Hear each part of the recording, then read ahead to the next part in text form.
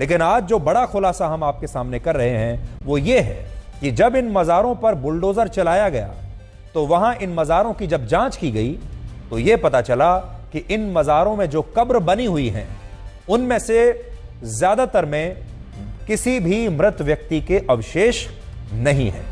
यानी कब्र है और उस कब्र की एक मज़ार भी बनी हुई है, लेकिन उस कब्र में कोई मानव अवशेष नहीं है, क्योंकि यह कब्र किसी मानव की है ही नहीं, क्योंकि यह कब्र असली कब्र है ही नहीं, क्योंकि ये किसी पीर बाबा की कोई कब्र नहीं है। एक नकली कब्र बना दी जाती है और फिर उसके आसपास पूरे कॉम्प्लेक्स को घेर लिया जाता है। इसका सीधा मतलब यह है कि इन अवैध मज़ारों का निर्माण दो मकसद से किया गया है। पहला मकसद है सरकारी जमीनों पर अतिक्रमण करना और दूसरा है समाज के धार्मिक ढांचे पर भी अतिक्रमण करना। अब आप उत्तराखंड में जहां भी जाएंगे, किसी भी जगह आप चले जाइए, किसी भी शहर में, गांव में जाइए, हाईवे पर जाइए, सड़क पर जाइए, आपको दोनों तरफ इस तरह की मज़ारें देखने को मिलेंगी। उत्तराखंड में अब तक सिर्फ कुछ ही अवैध मज़ारों पर कार्रवाई हुई है और उसमें भी अब यह बात पता चल रही है कि इन मज़ारों में कोई कब्र नहीं निकली। लेकिन सोचकर देखिए, अगर पूरे देश में इस तरह की अवैध मज़ारों की जांच की गई तो फिर क्या होगा। यह तो एक उत्तराखंड है जहां पर ज्यादातर मज़ार ऐसी निकली जिनमें किसी पीर बाबा की कोई कब्र थी ही नहीं। अगर आपने पूरे देश में ऐसी जांच करवा ली तो क्या होगा, आप उसका अंदाजा लगा सकते हैं। हमारी टीम ने धर्म की आड़ में इस मज़ार जिहाद को समझने के लिए उत्तराखंड में ग्राउंड जीरो पर जाकर, उन तमाम इलाकों पर जाकर बहुत गहराई से तफ्तीश की है। और इस दौरान हम सबसे पहले गए नैनीताल जिले में।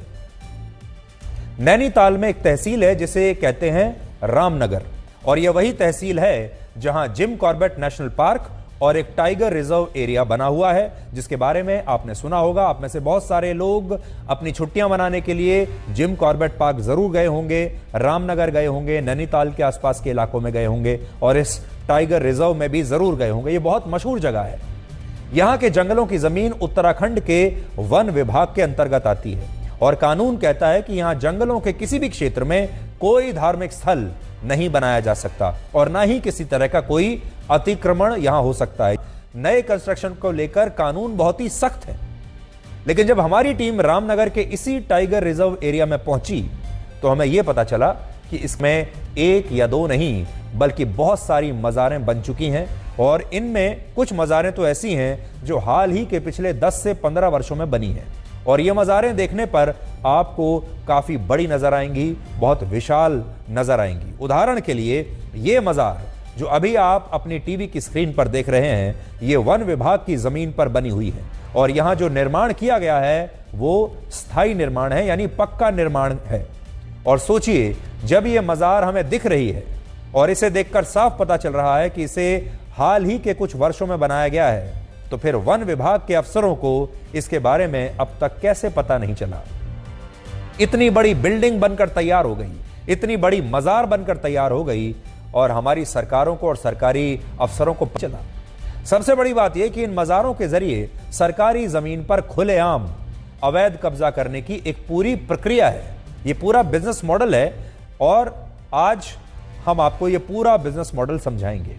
इसके तहत सबसे जमीन को चिन्हित करके वहां पर एक छोटी कब्र बना दी जाती है और फिर इसके बाद उस नकली कब्र को कुछ दिनों के बाद एक मज़ार का रूप दे दिया जाता है और फिर धीरे धीरे उस मज़ार का इतना विस्तार हो जाता है कि वो मज़ार किसी विशाल ढांचे में बदल जाती है और फिर धीरे धीरे लोग यहां पर आकर रहने लगते हैं और इसीलिए हम इसे आज मज़ार जिहाद का नाम दे रहे हैं। जैसे ये मज़ार रामनगर के टाइगर रिजर्व एरिया में अतिक्रमण करके बनाई गई है और अगर आप ध्यान से देखेंगे तो इस मज़ार के पीछे आपको बहुत सारी ईंटें रखी हुई नजर आएंगी।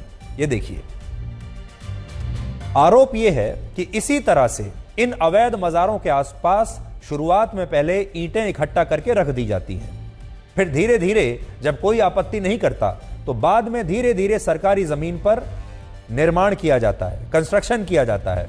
और यहां सबसे बड़ी चुनौती यह है कि इस तरह के अतिक्रमण को हमारे देश में कोई अतिक्रमण मानता ही नहीं है।